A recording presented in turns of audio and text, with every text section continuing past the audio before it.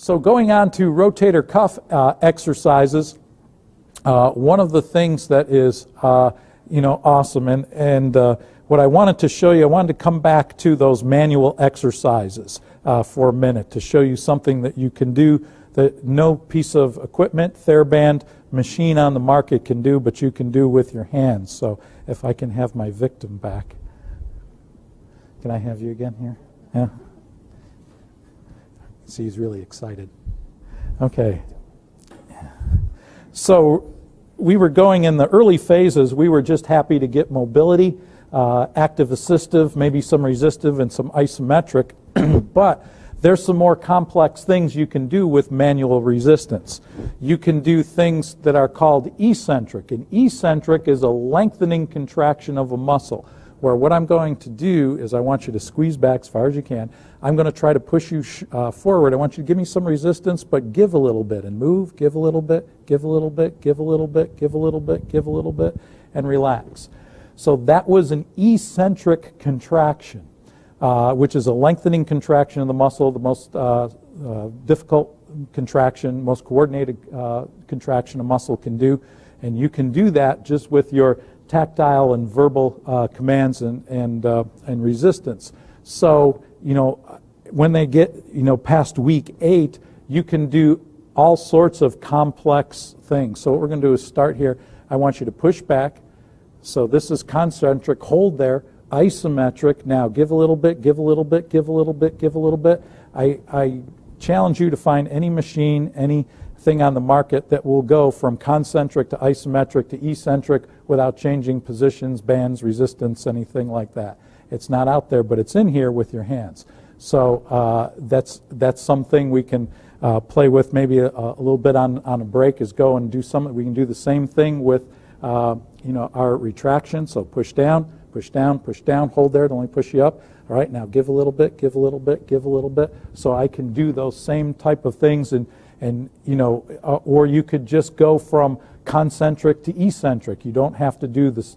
That's called slow reversal hold, where you did the isometric hold. So you can add all sorts of variability. And where this comes in is to the rotator cuff is you can use those same principles. I can use those same principles when I'm doing protraction. I would have my patient lie supine. I would be giving them resistance, kind of like what we did, working up. Only I would be providing, resistance from them pushing out.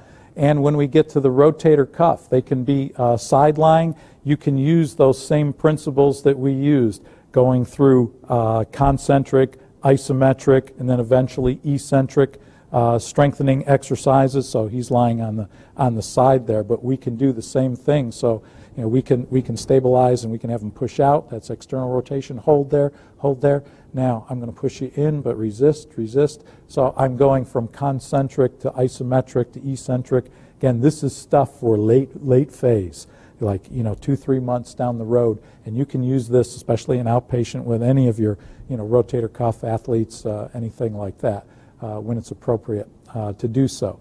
So for rotator cuff strengthening with your TheraBand, what I'm going to have you do is now turn quarter turn. Okay. So I'm going to have him do some external rotation. So go ahead and grab a hold of that. I'm going to provide his resistance.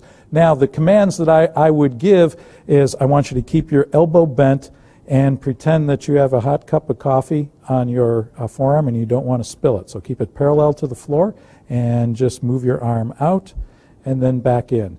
Now also with these I usually put a pillow wedge so that they're in the position of scaption, not tight to the chest, but they can do internal and external rotation. So the same thing as I could go around here, and I could start from here, come out a little bit. All right, so I can start from external and come to internal, and that's one of the things you have to realize when you're strengthening internal rotation is you have to kind of start from an externally rotated position with resistance on, because if you start from here, you're not going to get much of a range of motion. So you want to do those things there. So if you would, just with your partner, practice internal, external rotation.